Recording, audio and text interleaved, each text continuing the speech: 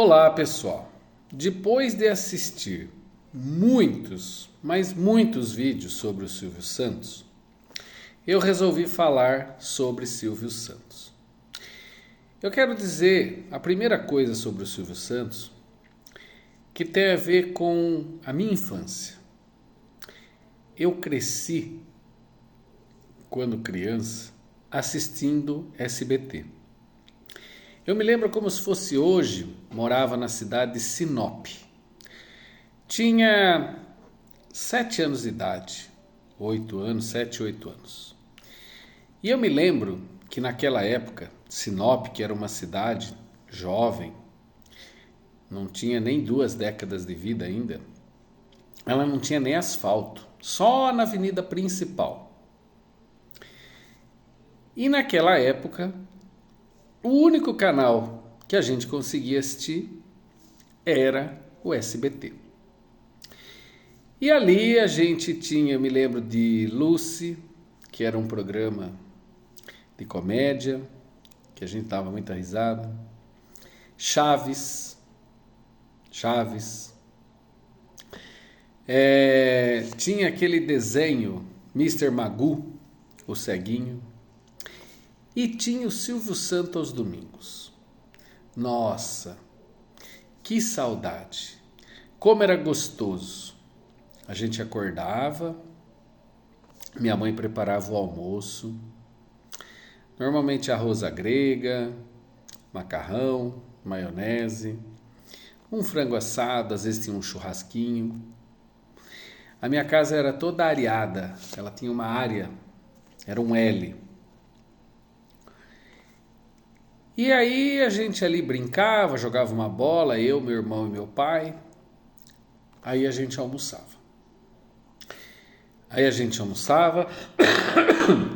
E a gente começava a assistir Silvio Santos. Então tinha lá Qual é a Música, muito interessante. Tinha Portas da Esperança. Eu não me lembro se tinha alguma coisa de namoro. E tinha Show de Calouros. O Topa Tudo por Dinheiro só depois. E nesse Show de Calouros, a gente ria muito. A gente ria das piadas do Ari Toledo, das palhaçadas do Sérgio Malandro, da belezura que era a mulher do Wagner Montes, a Sônia Lima. Tinha Araci de Almeida. Tinha tanta gente. Tinha aquele outro Pedro de Lara, Décio Pitinini, a Flor, enfim. Talvez eu esteja esquecendo de alguém. Mas sabe a parte mais gostosa? Era ficar deitadinho assim, ó, no braço do meu pai. Eu de um lado e o meu irmão do outro. E aquele cheirinho do sovaco dele, aquilo ficou na nossa memória, na minha pelo menos. E aí, assistir o programa do Silvio Santos não era só assistir o programa do Silvio Santos. Além de ser a única opção que a gente tinha, era quase que uma simbiose entre... Só tinha aquele canal. Então era uma simbiose entre entretenimento e uma construção de afetividade que vinha por meio do olfato, que depois ia para a memória. Meu pai foi caminhoneiro muitos anos. Quantas e quantas vezes ele viajando e aquela memória olfativa vinha, que eu tenho certeza que boa parte foi construída, forjada ali naqueles domingos, e eu lembrava. Aí eu queria ficar cheirando o travesseiro dele. De algum modo, aquilo mexeu. E eu cresci, fui crescendo. Aí eu me lembro do Topa Tudo por Dinheiro. Aí eu me lembro do Troféu Imprensa, que eu assistia. Sim, assistia. Eu não gostava muito do Roda-Roda, nunca fui chegado em jogo. Nunca comprei carnê do baú. Acho que comprei telecena uma vez na vida. Nunca acreditei que fosse possível ficar rico num golpe de sorte. Enfim,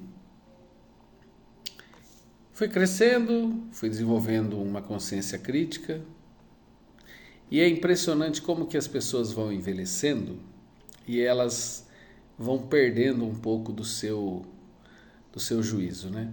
O Silvio Santos, eu fico me perguntando, o Silvio Santos foi piorando ou eu que fui ficando mais crítico?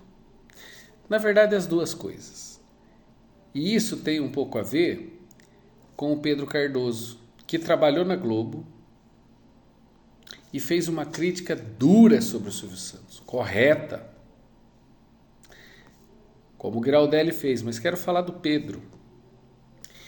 Correta, mas por que ele não fez aquela crítica quando ele era funcionário da Globo? Talvez porque ele não tivesse a mesma criticidade de hoje, e talvez porque ele fosse funcionário da Globo, ou talvez as duas, ou uma só, nunca vamos saber. Mas eu quero dizer uma coisa. O Silvio Santos, ele tem o seu valor. Foi um grande comunicador. Hábil, raciocínio rápido, como poucos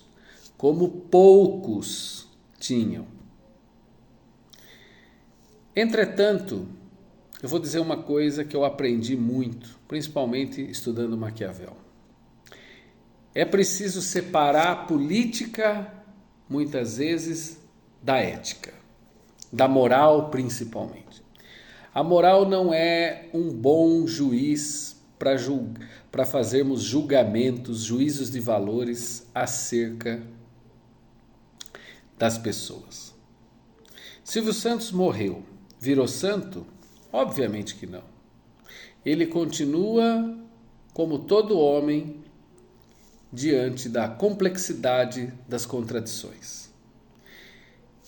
Como eu disse e retorno a dizer, reafirmo, Silvio Santos foi um grande comunicador, que mexeu muito com a minha infância, mas que eu consegui, a tempo, desfazer aquele mito para o homem, cheio de falhas. Como todos. Entretanto, ele, pelo tamanho que tinha, obviamente que tudo que for se falar sobre o Silvio Santos é avantajado, seja para elogiar, seja para criticar.